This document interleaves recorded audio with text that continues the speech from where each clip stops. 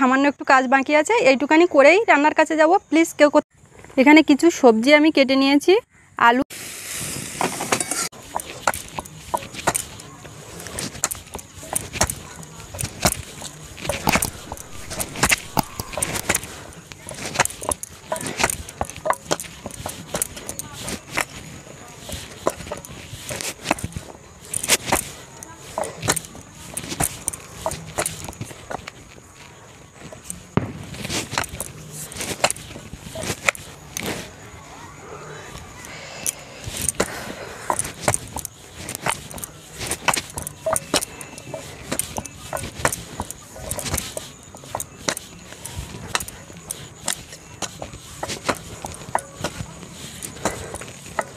Pasta দেবে?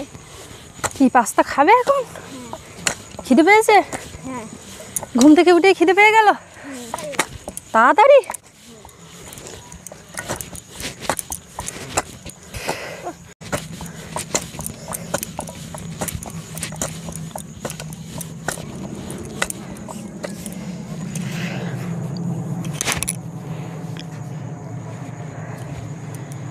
নমস্কার বন্ধুরা, আমি সুস্মিতা, সুন্দরবন কুকিংয়ে আপনাদের সকলকে স্বাগত জানাই। বন্ধুরা, বাগান কোপাচ্ছিলাম, আর সত্যি কথা বলতে এই কাজটা খুবই পরিশ্রমের এবং কষ্টের। তো এই বাগান কোপানোর কাজটা আপনাদের দাদাই করেছিল 2-3 দিন আগে। তো একটু রোদ খাওয়ার পরে শুকিয়ে গেছে। আমি এখন মাটিগুলো ওলটপালট করে দিচ্ছিলাম, সবজি লাগানোর উপযোগী করে তুলছিলাম। এখন তো শীতকালীন সবজি লাগাতে হবে। তো এর মধ্যে ছেলে বায়না শুরু করেছে, পাস্তা করে দিতে হবে।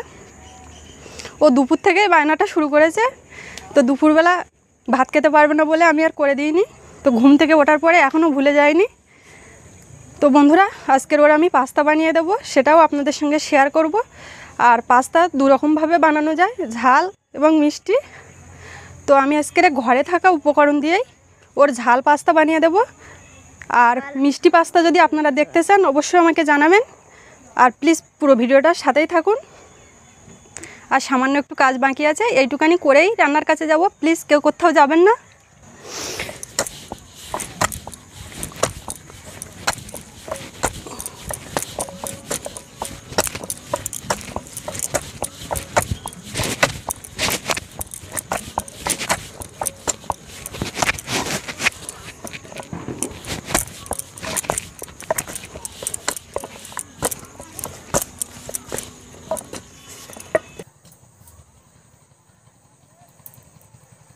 বাবাই চলো যাওয়া যাক।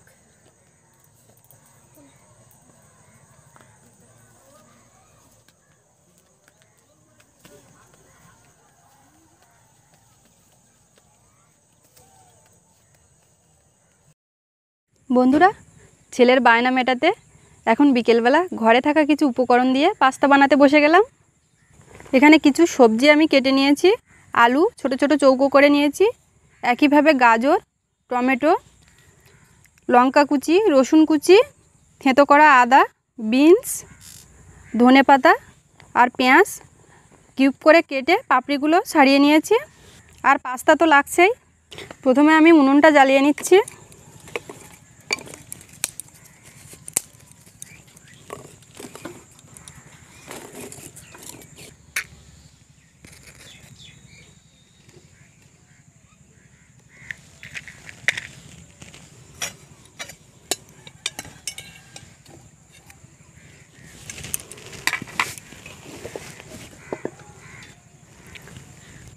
কড়াই দিয়ে দিচ্ছি জল। জলের মধ্যে দিচ্ছি একটু সাদা তেল। সাদা তেল দিলে পাস্তাটা একদম ঝরঝরে হয়। জলটা ফুটে গেছে, আমি এখন পাস্তাগুলো দিয়ে দেব। আমি এই ডিজাইনের পাস্তা নিয়েছি, বাজারে বিভিন্ন ধরনের পাওয়া যায়। আপনারা আপনাদের পছন্দ মতো পাস্তা নিয়ে বানাতে পারবেন।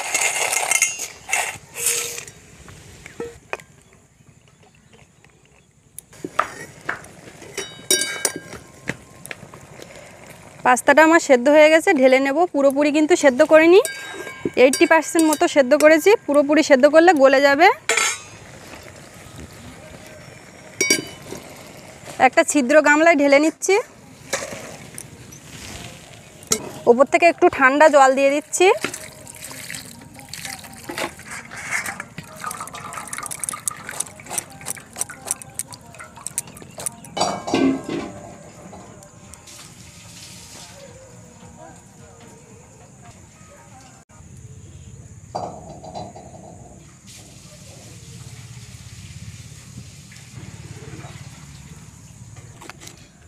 মা খুব খিদে লাগছে, কত দেরি? এই তো হয়ে গেছে, একটুখানি খেলতে লাগো, এক্ষুনি হয়ে যাবে। কড়াটা পরিষ্কার করে চাপিয়ে দিয়েছি। এখন দিয়ে দিচ্ছি একটু সাদা তেল। কড়াই একটু তেল দিয়ে দিলাম। একটা ডিম ভেঙে একটা বাটিতে নিয়ে নিচ্ছি।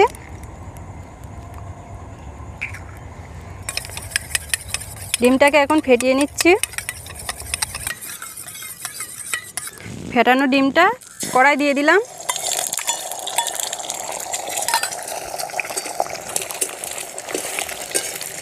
ডিমের ঝুড়ি বানিয়ে নেব। আর খুব বেশি শক্ত করব না, একটু নরম থাকতেই উঠিয়ে নেব।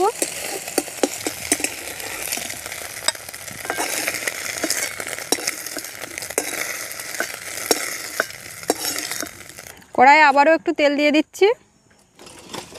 দিচ্ছি আদা, রসুন, পেঁয়াজ, এগুলোকে একটু ভেজে নরম করে নেব। এবারে দিচ্ছি গাজর, আলু আর বিনস, এখন দিয়ে দিলাম।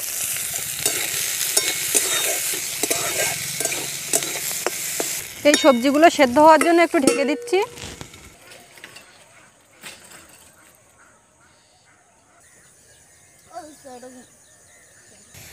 সবজিটা সেদ্ধ হয়ে গেছে, এখন দিয়ে দিচ্ছি টমেটো কুচি আর লঙ্কা কুচি।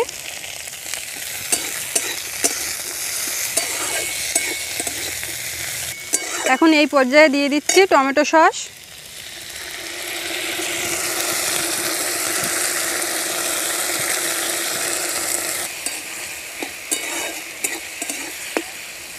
এখন দিয়ে দিচ্ছি পাস্তা। দেখুন পাস্তাগুলো একদম ঝরঝরে, একটাও কেউ কারোর সঙ্গে লেগে যায়নি। মিশিয়ে দেব।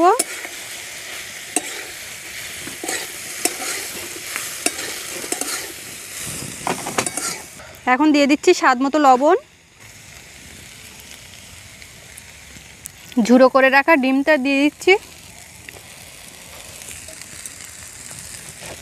ডিমটা মিশিয়ে দিয়ে পাস্তাটা আরও কিছুক্ষণ আমি রান্না করব নেড়ে চেড়ে দিয়ে।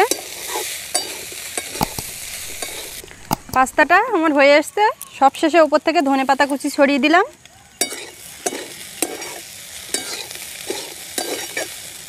পাস্তাটা নামিয়ে নিচ্ছি। বাবারে এক্ষুনি চোখে বললো,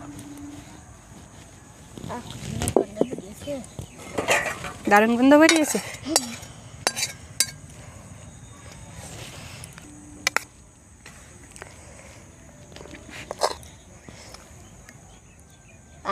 গরম না, ঠান্ডা হোক। খুব সহজেই আমি পাস্তা বানিয়ে ফেললাম। আপনাদের বাড়ির বাচ্চার বায়না রাখতেও আপনারাও চটপট বানিয়ে ফেলুন। আর কেমন হয়েছে অবশ্যই আমাকে কমেন্টে জানাবেন। আর যদি ভালো লাগে লাইক করবেন, শেয়ার করবেন। আর প্রতিদিন নতুন নতুন রেসিপি দেখতে প্লিজ আমার চ্যানেলটি সাবস্ক্রাইব করে সকলে আমার পাশে থাকবেন। সবাই ভালো থাকবেন। আর এত সময় সাথে থাকার জন্য সকলকে অনেক অনেক ধন্যবাদ।